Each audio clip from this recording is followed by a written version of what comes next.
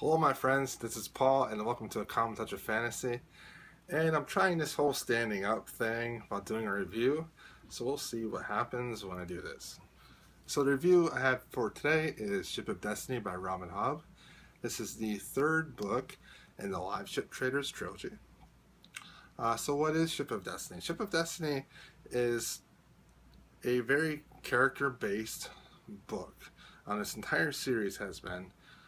It is all about Robin Hobb focusing on the most turbulent times in this family's and other people's lives. This is during a time when the worst things happen to these people. So imagine the times when you have the worst possible things going on in your life, and that is what is going on in this book. And usually when that happens, people change quite a bit. They grow as a person, they mature quite a bit.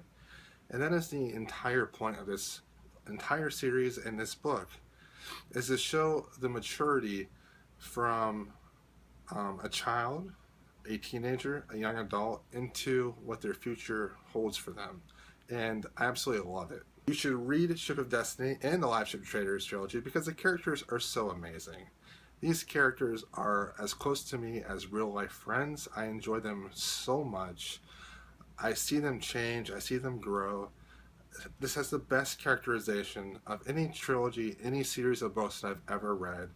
And this will forever be on my bookshelf so that I can reread and read again. Because I loved this series quite a bit, and the reason why is because the characters are so well done.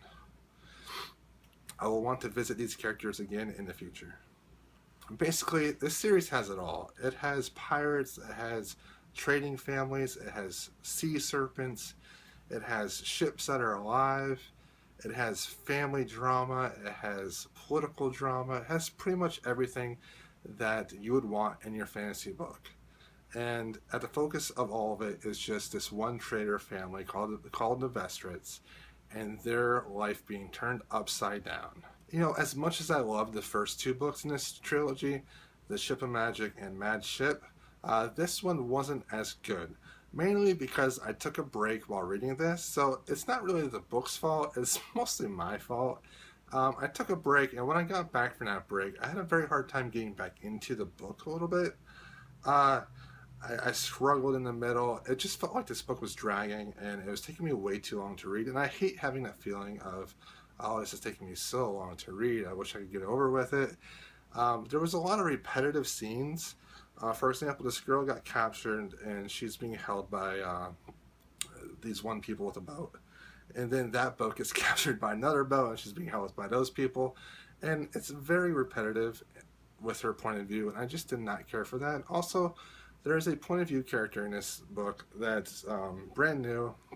I just didn't care for that much. Her name's Cirilla, and I don't think that having her as a point of view character really added a whole lot to this book.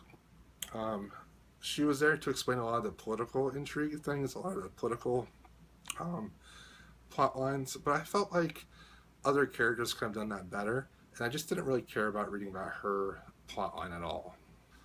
Also, there is a very graphic scene of sexual violence in this book, so be warned if that is something you don't want to read. I don't like that stuff, and when I came to it and I read it, it almost turned my stomach, and I almost stopped reading. And this is the third book in a trilogy that I loved, and I was actually thinking about not finishing it. It was that bad. But the thing of it is, it was written so well. So after I had some time to relax and think about it, I realized, Robin Hobb did something that not a lot of other fantasy authors do, and something that I really encourage fantasy authors to do, is to focus on the victim, show how the violence changes the victim and what they do to overcome it and how they react to it. If you're a fantasy author, focusing on the perpetrator, focusing on how awful the world is because this perpetrator did this thing, is using sexual violence as kind of a plot device, and I really don't care for that. A lot of times when that comes up, I just kind of I'm like, whatever. But when this happened in this book, the character that I love, it's like one of my best friends. getting abused, one of my nieces or something, and it tore me up. I was so angry. I just stopped reading, and I didn't read until the next day after I got over it. So I did not like that section. I wish it wasn't that graphic. However, it was well done.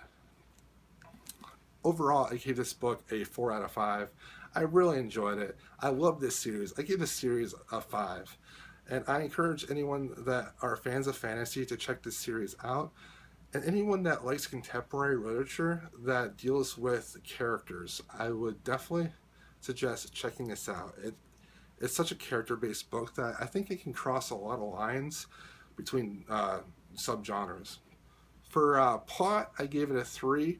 For characters, I gave it a 4. For world building, I gave it a 4. For heart and mind aspect, I gave it a 4. And for writing style, I gave it a 4. So a little bit weaker than the other 2 books, but still an amazing book. I really enjoyed it. Thank you for watching. Please look at my written review. I always have a written review. It's down below. And please comment, like, and subscribe. And thank you so much for watching.